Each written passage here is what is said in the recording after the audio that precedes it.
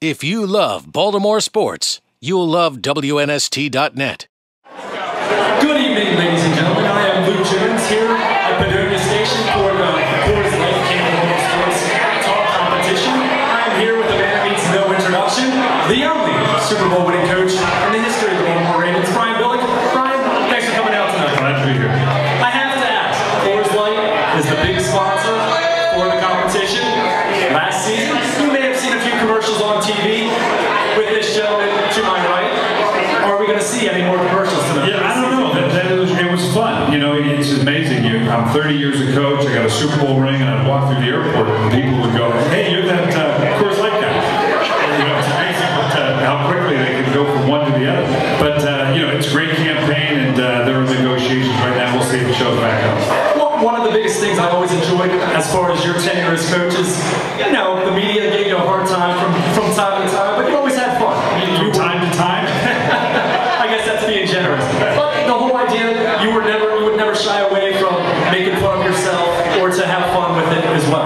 Well, you've got to be inclusive. The fans really don't have that much of an opportunity to interact with it. It's one of the reasons I did a quality talk show. There's not a lot of, or during the course of the season, not a lot of head coaches do that because everything tends to get filtered through those news conferences or those blurbs after a game. And I think it's so important for the fans to recognize, to be able to have a real feel for who the head coach is, what his personality is, to recognize that passion. You know, I'm not like a baseball manager. I don't have home plate to kick dirt on.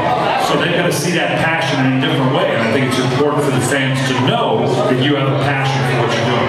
All right, well, it's well chronicled your work with the NFL Network, with Fox. Switching gears a little bit, talking league-wide. We're going to move away from the Ravens for just a second.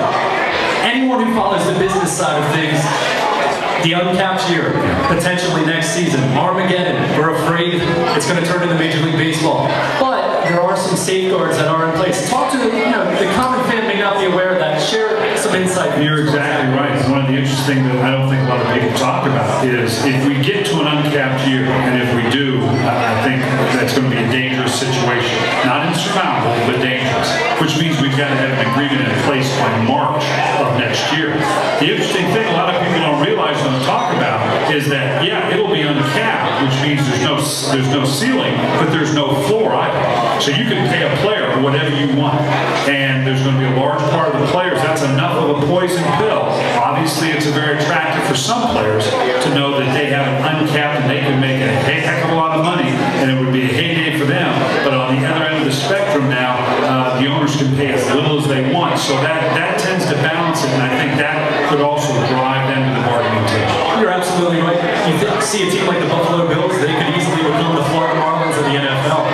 One other thing that I do want to point out is under the uncapped year, we have a situation where players under the current system, after 4 years, they become an unrestricted free agent, but with an uncapped system, it would be 6 years. So that would be another situation that would benefit those teams. There's a whole group of players that are coming up on what they thought was going to be the free agency year that is now going to immediately revert back to be restricted free agents, which, as anybody follows it knows, you don't see a lot of restricted free agents signing with other teams. The unrestricted, fine. With the restricted, it's too punitive because you lose draft choices. So you're exactly right. Those two things, no floor, and the fact that free agency goes from 4 years to 6 years, I think is enough of an impetus, hopefully, to get the union to the bargaining table in good faith.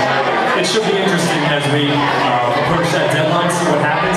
Let's focus on this year a little bit. Going into training camp, we're about 2 months away from the end of July when the team starts to report the Ravens at McDaniel College. What team in your mind has taken the biggest step forward to getting themselves in position to make it to the Super Bowl in February? Well, typically you look at the teams that got healthy. When you look at, obviously, Tom Brady coming back to the New England Patriots, that has to make them, I think, a solid favorite in the AFC, clearly in the AFC East, to come back and establish themselves in the playoffs. You look at New York, one of the best free agent signings. You get only I always mix up the name. Human Euro, the great defensive Rochelle. You say that again? OC. Very good. That was a test for you. Because I think the Giants are going to be a very good football team, obviously, when they get back defensively, that depth in the defensive line. So you look at the teams that get healthy. I think the Baltimore Ravens, when you think about Juan Landry and Kelly Gray, who were out virtually the entire season.